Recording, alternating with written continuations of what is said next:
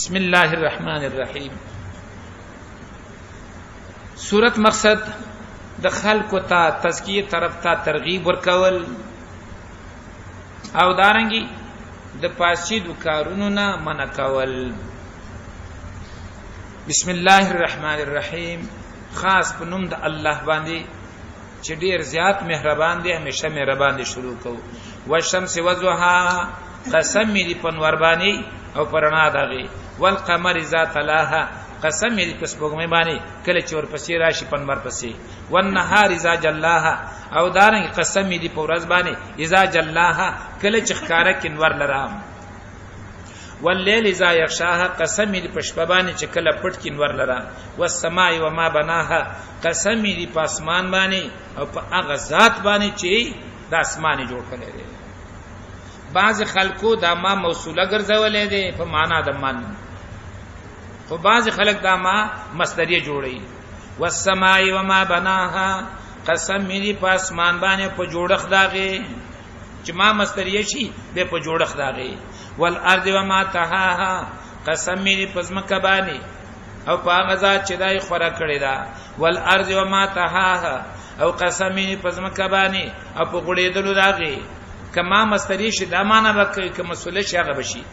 ونفس وما سواها، او قسم می په نفس باندې په غزا چې دا نفس برابر کړی دی. فالهمها فجورها، نو خودلې د هغه تا هغه نافرمانی او تقوا دا هغه معنا دا د نافرمانی لارې متخود الله مخکې تیر شو. هدیناه النجدین. وقد فالهمها فجورها، نو خودلې دغه نفس تا نافرمانی او تقوا لار داغه. قد افلح من زکاها، یقینا کامیاب دی هغه څوک چې پاک کړو نفس لرا.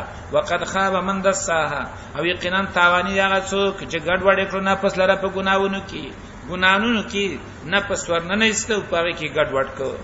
کذبت ثمود بتقواها، نسبت دروغ کړو سمودیانو په سبب د سرکشی داغه. یزیم باس عاشقاها، هغه وخت چې ویلېګه خپل بدبخت داغه.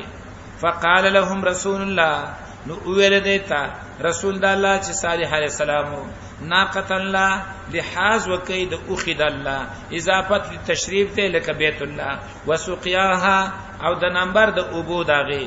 فکذبوه، نو دوی داغه تکذیب وک. فعقروها، هغه اوخه حلاک زخمی کړه او هلاک کړه. فدمدم علیهم، نو تبایرا وصلی الله پاغوی باندې ټول هلاک کړه. فسواها، نو برابر کاغه. او ولا يخاف عقباها، الله داغه د انجام نه یریدو چې دا زمړ کما ثواب رشتہ دار راضی مانو تپوس کوي. ډیرو خلکو کافر په دې وجه پرې خو د صبرته دښمنی ته جوړیږي. الله د چې پروا نه ساتي. ولا يخاف عقباها، الله داغه د انجام نه یریږي.